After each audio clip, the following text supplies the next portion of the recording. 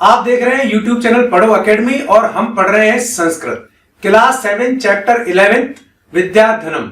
इसका हिंदी ट्रांसलेशन और question answer मैं अभी आपको यहां करवा देता हूं।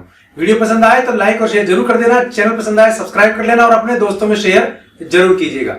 चलिए देख लेते हैं चैप्टर 11 विद्याधनम क्लास 7 संस्कृत। ये आपको सीबीएसई, एनसीईआरटी, राजस्थान की जो भी बुक्स है उनमें, बाकी हर स्टेट में ये आपको काम आने वाला है। क्लास 7 का ये एकादश यानी कि 11th चैप्टर है विद्याधनम, यानी कि विद्या ही धन है। ठीक है, अब इसका मैं हिंदी ट्रांसलेशन करा रहा हूं, साथ साथ इसके क्वेश्चन आंसर भी करवा रहा हूं और जो ग्रामर इसमें आएगा वो भी आपको करवाता हूं। तो चलिए देखते हैं संस्कृत क्लास 7 एकादश पाठ है या चैप्टर 11। इसमें श्लोक दिए हैं विद्या संबंधित। विद्याधनम न चौर हार्य न च राज हार्य, न तो चोर हरण कर सकते हैं, न राज्य यानी कि राजा उसका हरण कर सकता है, न भ्रातृ भाज्यम नहीं उसको भाइयों में बांटा जा सकता है, न च भारकारी और न ही उसमें कोई भार होता है। वह कृते वर्धते एवं नित्य, जितना खर्च करते हैं उतना वो बढ़ती है। वह करते यानी कि वह करने पर वो लगातार बढ़ती है। कौन? ये सब किसके लिए कहा जा रहा है? विद्याधनम, विद्या रूपी धन, सर्व धन प्रधानम, जो सभी धनों में प्रधान है। तो विद्या धन न तो चोर ले जा सकते, न उसको राजा हरण कर सकता, न भाइयों में बांटी जा सकती, न उसमें कोई वजन होता है, और इसको जितना व्यय करेंगे उतना ही वो बढ़ती है। तो विद्या धन ऐसा सर्व प्रधान धन कहा गया है। तो इसीलिए जो आप लोग पढ़ोगे वो आपके काम आएगा और जो आपके भाई बहन पढ़ेंगे वो उनके काम आएगा। क्लियर है? चलिए अब नीचे आते हैं। विद्या नाम नरस्य रूपम अधिकम प्रच्छन्न गुप्तम धनम। विद्या नाम नरस्य, विद्या ही एक ऐसी चीज है नरस्य जो नरों में रूपम अधिकम अत्यधिक रूपवान है, प्रच्छन्नम गुप्तम धनम और ऐसा गुप्त धन है जो कि छिपा हुआ है और हमें प्रसन्न रखने वाला गुप्त धन है। विद्या भोगकारी, विद्या भोग देने वाली है। विद्या भोग देने वाली मतलब अगर आप अच्छे से पढ़ोगे लिखोगे तो अच्छा पैसा कमा पाओगे, नौकरी लगेगी आपकी, तो आप उसका भोग कर सकते हो पैसे का। विद्या यश है, विद्या यश देने वाली है, आपकी प्रसिद्धि होगी अच्छा काम करोगे तो। सुखकरी, विद्या सुख देने वाली है। विद्या गुरुनाम गुरु, और विद्या गुरुओं की भी गुरु है। तो विद्या भोगकारी है, यश देने वाली है, सुख देने वाली है और गुरुओं की भी गुरु है।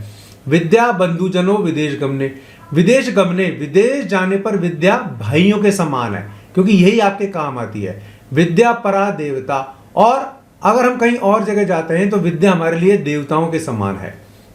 विद्या राजसु पूज्यन्ते न ही धनम, राजाओं के द्वारा, राजसु यानी कि राजाओं में, यानी कि विद्वान लोग हमेशा विद्वान लोगों की ही कदर करते हैं।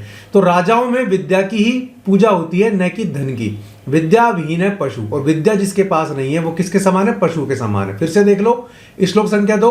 विद्या नाम नरस्य रूपम अधिकम प्रच्छन्न गुप्त धनम, विद्या मनुष्यों में सबसे अधिक रूपवान है और प्रचंड रूप से गुप्त धन के समान है। विद्या भोगकारी है, यशकारी है, सुखकारी है और विद्या गुरुओं की गुरु है। विदेश जाने पर विद्या भाइयों के समान है और विद्या देवता के समान है। विद्याओं की जो कद्र है वो राजा भी करते हैं, उन राजा विद्या की पूजा करते हैं न कि धन की, इसलिए विद्या विहीन पशु के समान कहा गया है। अब तीसरा श्लोक देखते हैं। केयूरा, केयूरा क्या होता है? बाजूबंद, बाजू पे पहने जाने वाला आभूषण होता है। केयूरा न विभूषयन्ति पुरुषम, हारा न चंद्रोज्वला। केयूरा न विभूषयन्ति पुरुषम, किसी भी मनुष्य की शोभा उसके द्वारा पहने गए बाजूबंद से नहीं होती, न ही चंद्रमा के समान उज्जवल हार से होती है। न स्नानम, न स्नान से, न विलेपनम, न सेंट इत्र आदि लगाते न विलेपन, न उससे चंदन आदि लगाने से, न कुसुमम, न फूलों से, ना अलंकृता मूर्धजा, और न तरह तरीके के बाल बनाने से। जैसे आजकल देखते हो ना अलग अलग तरीके के बाल बनाते हैं लड़के, कोई खड़े बाल बनाता है, कोई रंग लेता है, इसी प्रकार लड़कियां भी करती हैं। तो इन सब से हमारी कोई शोभा नहीं बढ़ती है। वाणी एका सम अलंकृति पुरुषम, वाणी ही एक ऐसी है जो मनुष्य को अलंकृत करती है, उसको शोभायमान करती है। या संस्कृता धारित, और वाणी भी कैसी होनी चाहिए? जो संस्कृति से परिपूर्ण हो, मीठी वाणी हो, अच्छी तरीके से आप बिल्कुल सोबर लैंग्वेज में बोलिए तो वो आपको शोभित करेगी। क्षीयन्ते अखिल भूषणानि, जितने भी आभूषण है वो सब क्षीयन्ते यानी कि टूट फूट जाते हैं। सततम वाग भूषणम भूषणम, और जो वाणी रूपी आभूषण है वो लगातार निरंतर बना रहता है आपका, यानी कि न टूटता है न फूटता है। फिर से समझिए तीसरा। केयूरा न विभूषयन्ति पुरुषम, हारा न चंद्रोज्वला, नहीं तो बाजूबंद और न ही चंद्रमा के समान उज्जवल हार पुरुष की शोभा बढ़ा सकता है। न स्नानम न विलेपनम, नहीं तो स्नान और नहीं चंदन आदि का लेपन, न कुसुमम न अलंकृता मूर्धजा, नहीं तो अच्छे सजे हुए बाल और नहीं फूल मनुष्य की शोभा बढ़ा सकते। वाणी एक समलंकृति पुरुषम, पुरुषों की जो वाणी है वही उसको समलंकृत यानी कि अलंकृत करती है, शोभायमान करती है। या संस्कृता धारित, और वाणी भी कैसी होनी चाहिए, जो संस्कृति को धारण करने वाली हो, मिठास को धारण करने वाली हो, संस्कारों को धारण करने वाली हो। तो यह वाणी का विशेषण यहां दिया हुआ है। क्षीयन्ते अखिल भूषणानि, सभी आभूषण टूट जाते हैं, फूट जाते हैं, क्षीण हो जाते हैं। सततम वाग भूषणम भूषणम, और जो वाणी रूपी आभूषण है वो निरंतर रहने वाला आभूषण है, यानी कि टूटता फूटता नहीं है। अब चौथा और अंतिम श्लोक इसका 11th पार्ट का। तो आप देख रहे हैं यूट्यूब चैनल पढ़ो अकेडमी, और फटाफट सब्सक्राइब कर लीजिए अगर करा नहीं है तो, और बेल आइकन भी दबा दीजिए, वीडियो को लाइक कर देना। विद्या नाम नरस्य कीर्ति अतुला भाग्य क्षय च आश्रय, विद्या नाम नरस्य कीर्ति अतुला, विद्या जिस पुरुष के पास है उसकी कीर्ति अतुल होती है। विद्या जिसके पास है उसकी कीर्ति कैसी होती है, अतुल होती है, यानी कि उसके जैसा कोई नहीं होता। भाग्य क्षय, भाग्य का यदि क्षय हो जाता है तो क्षय आश्रय, और तो फिर विद्या आश्रय देती है। मान लीजिए आपका धन सारा चोर चुरा कर ले गए, तो आप अपनी विद्या अपनी कला के बल पर दोबारा धन कमा सकते हैं। तो कहा गया है कि विद्या जिसके पास होती है उसकी कीर्ति अतुल होती है, और भाग्य जिसका क्षीण हो गया है यानी कि रूठ गया है उसका आश्रय भी विद्या ही होती है। धेनु काम दुधा, यानी कि काम दुधा इच्छाओं की पूर्ति करने वाली काम धेनु के समान है। क्या है, विद्या है। रतिश्च विरहे, और अगर आपको विरह हो रहा है तो आपके लिए वो रति के समान है। मान लीजिए आपका हस्बैंड या आपकी वाइफ कहीं गए हुए हैं, तो आप किताब पढ़ करके विद्या अर्जन करके अपना समय अच्छे से व्यतीत कर सकते हैं, अच्छी अच्छी किताबें पढ़ करके।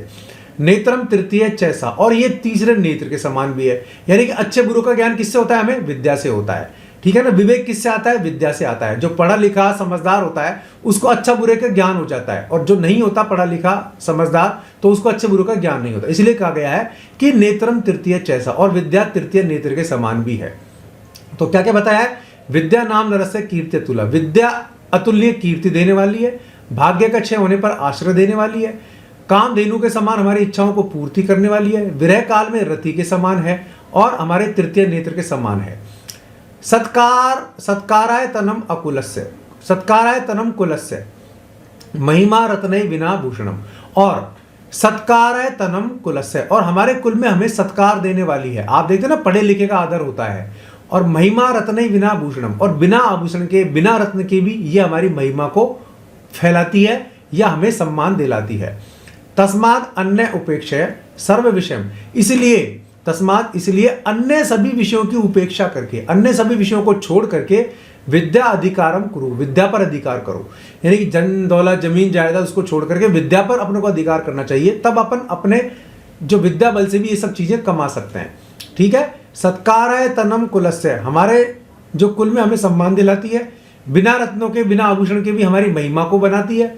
और इसलिए सभी चीजों को सभी विषयों को छोड़ करके काम क्रोध लोभ मोह, ये विषयों के मतलब है ना। तो विषय कौन कौन से, काम क्रोध लोभ मोह, इन सबको छोड़ करके विद्या अधिकार करो, विद्या पर अधिकार करना चाहिए। तो अब देखेंगे इस पार्ट के क्वेश्चन आंसर। फटाफट यूट्यूब चैनल पढ़ो अकेडमी को सब्सक्राइब कर लो अगर नहीं करा है तो चलिए अब यहाँ देखते हैं इसके क्वेश्चन आंसर। तो इसमें से हमें सही गलत बताना है।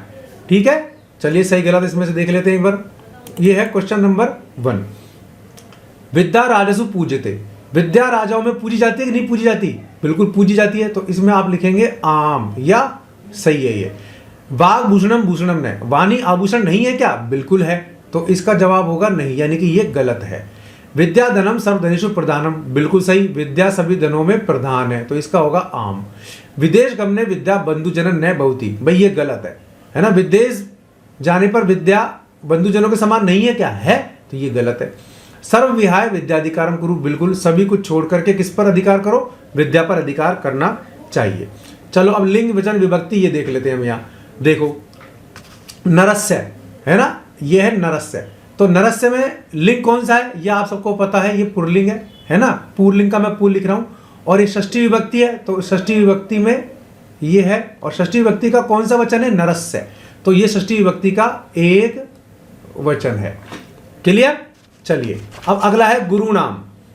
तो गुरु नाम में भी आप देख रहे हैं ये पुरलिंग है ना, और पुरलिंग के बाद ये विभक्ति भी षष्ठी है ना, ये विभक्ति षष्ठी है, और ये षष्ठी विभक्ति का बहुवचन है। केयूराहा, केयूरा भी पुरलिंग है, और ये आपकी प्रथमा विभक्ति है। कौन सी विभक्ति है? प्रथमा। प्रथमा का ये बहुवचन है, तो ये आप ध्यान रखना है। कीर्तिम, कीर्तिम देखो अंत में अम आ रहा है इसमें, है ना, कीर्तिम। तो कीर्तिम में क्या है कि ये इकारांत स्त्रीलिंग है, ठीक है।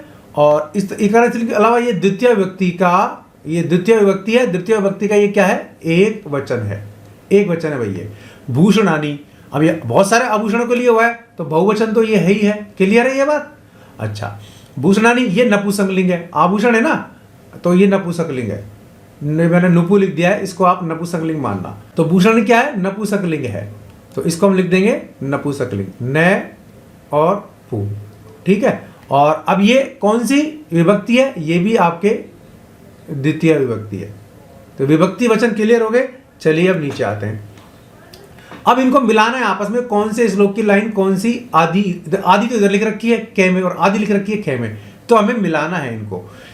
अभी ऊपर पढ़ा है हमने, विद्या राजसु पूज्यते न ही धनम। विद्या राजाओं में पूजी जाती है, लेकिन धन नहीं पूजा जाता। और विद्याविहीन कैसा होता है? पशु के समान होता है, ये इसका है। केयूरा न भूषंती विभूषंती पुरुषम, बाजूबंद से पुरुष सुशोभित नहीं होते। हारा न चंद्रोज्ज्वला, और न ही चंद्रमा के समान उज्ज्वल हार से सुशोभित होते हैं। न चोर हारे, नहीं तो चोर उसका हरण कर सकते। न राज हारे, नहीं राजा उसका हरण कर सकते। और न ही भ्रात भाज्यम, नहीं भाइयों में बांटी जा सकती है। और नहीं भारकारी होती है विद्या। अब सत्काराय तनम कुलस्य महिमा, तो हमारे कुल में हमें महिमा और सत्कार दिलाने वाली होती है। क्या चीज होती है? विद्या। और रत्न बिना भूषण, बिना रत्न और बिना आभूषण के भी हमें वो सत्कार दिलाने वाली होती है। अब बचा वाणी एक अलंकृति पुरुषम, वाणी एक पुरुष को अलंकृत करती है, लेकिन वाणी कैसी होनी चाहिए? या संस्कृता धारित है, जो कि संस्कृति को धारण करने वाली हो। आपको डाउट है तो पूछ लेना फटाफट, और नहीं है तो पढ़ो अकेडमी यूट्यूब चैनल को सब्सक्राइब कर लो। एक पद में उत्तर देना है हमको। कै पशु, भाई पशु के समान कौन है? तो हमको सबको पता है पशु के समान ऊपर आया है विद्या विहीन, जो भी होता है वो पशु के समान होता है। विद्या विहीन है पशु। क्या भोगकारी? विद्या भोगकारी है ना, विद्या का पार्ट है ना, तो विद्या भोगकारी है। के पुरुषम न विभूषंती केयूरहा, बाजूबंद पुरुष को शोभित नहीं करते ना, तो केयूरहा। क्या एका पुरुषम समलंकृति, कौन सी एकमात्र चीज है जो पुरुष को सुशोभित करती है? वाणी, है ना। और कानि क्षीयन्ते, क्या नाश हो जाते हैं? अखिल आभूषणानी या अखिल भूषणानी, सभी आभूषणों का नाश हो जाता है। चलिए अगला देखते हैं हम यहां। अब आपको क्या करना है? इनका प्रश्न निर्माण करना है। तो ये जो शब्द है ना अंडरलाइन, इनकी जगह प्रश्नवाचक शब्द रख देते हैं हम।